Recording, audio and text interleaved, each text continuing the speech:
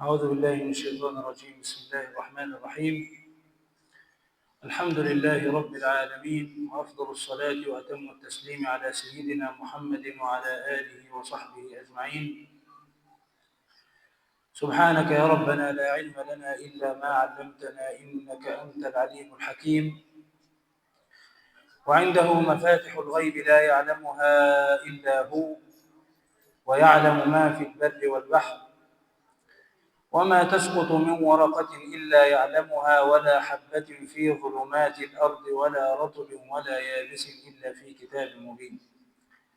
نسألك يا ربنا أن تنصر المسلمين وأن تعلي راية هذا الدين، كما نسألك يا مولانا أن تدخلنا جنتك من غير حساب ولا سابقة عقاب ولا عتاب، بفضلك ورحمتك يا قوي يا متين. ثم أما بعد، إن شاء الله في مثل هذا اليوم من كل أسبوع سنعيش مع سنة سيدنا رسول الله صلى الله عليه وسلم.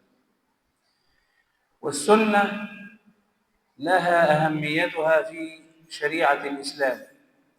الإسلام مكون من جزئين أساسين هما القرآن والسنة، فالسنة جزء ومكون مهم جدا من مكونات التشريع.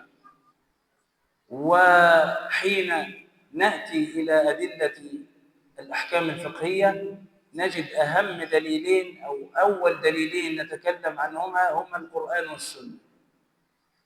حين نأتي إلى حديث رسول الله صلى الله عليه وسلم نجده صلوات الله وسلامه عليه قال: أوتيت القرآن ومثله معه، وفي رواية أوتيت القرآن ومثليه معه.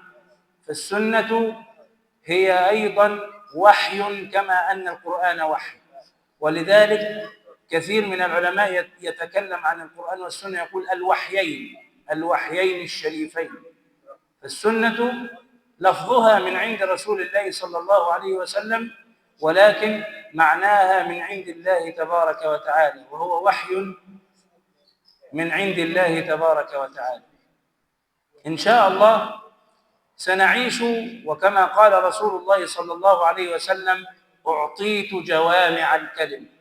النبي صلى الله عليه وسلم يتكلم بالكلمة الواحدة أو بالكلمتين، فنستطيع أن نفهم من هذه الكلمات القصيرة أحكاما كثيرة وإرشادات كثيرة، وهذا ما يسمى بجوامع الكلم. الكلمة تكون جامعة لأشياء كثيرة ولمفاهيم كثيرة ولمعاني كثيرة. هذه هي جوامع الكلم.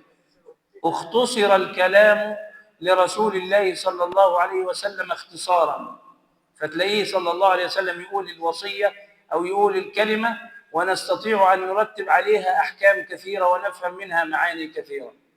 إن شاء الله سنعيش مع شيء من جوامع كلمه صلى الله عليه وسلم، ويكون لقاؤنا في كل أسبوع حول وصية من وصايا سيدنا رسول الله صلى الله عليه وسلم، نتعلم منها ونفهم منها، لأن سيدنا النبي صلى الله عليه وسلم زي ما قلنا وهنقول في كلامنا عن السيرة الشريفة حياته كلها مفيدة، حياته كلها نستطيع أن نستخرج منها ما ينفعنا في حياتنا. لذلك زي ما قلنا في كلامنا في السيرة النبوية هو الوحيد الذي يستحق أن يكون أسوة وأن يكون قدوة، هو الوحيد الجدير بهذه الأسوة والقدوة التي أمر بها الله والتي حث عليها الله: لقد كان لكم في رسول الله أسوة حسنة لمن كان يرجو الله واليوم الآخر وذكر الله كثيرا.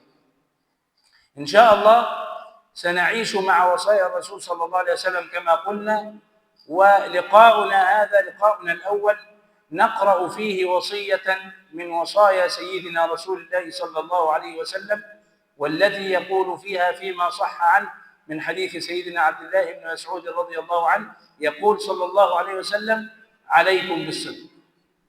هذه كلمة جامعة مانعة، عليكم بالصدق. سنتكلم عنها يسيرا في هذا اللقاء ثم نعيد الكلام عنها في لقاء قادم. عليكم هذا يقول عنه علماء اللغة إنه اسم فعل أمر بمعنى الزموا.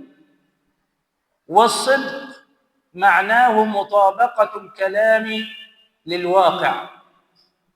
الصدق أن أكون صادقا، يعني أخبر بكلام وهذا الكلام له واقع. يعني أقول لك جاء محمد، يكون محمد جاء. أقول لك لم يحضر عمر، يبقى يكون عمر لم يحضر. هذا هو الصدق، وهو خلاف الكذب. الكذب هو الكلام الذي لا يطابق الواقع. أقول لك جاء محمد ويكون محمد ما جاش، أو أقول لك لم يحضر عمر ويكون عمر حضر، فهذا كلام مخالف للواقع، ولذلك يكون هو إيه؟ هو الكذب. هذا معنى الصدق في العموم. لكن الصدق الذي أراده رسول الله صلى الله عليه وسلم أعم من ذلك، أو يعني أشمل من ذلك. يعني المعنى العام أو المعنى الذي نقوله الآن، الصدق الذي أراده رسول الله يشمل أشياء أخرى غير هذا المعنى السطحي أو المعنى العام. وهذا ما سنعيش معه إن شاء الله في لقائنا القادم مع هذه الوصية النبوية الشريفة. فحتى ذلك الحين نستودعكم الله، وصلى الله وسلم وبارك على سيدنا ومولانا محمد وعلى آله وصحبه أجمعين. وسلام الله عليكم ورحمته وبركاته.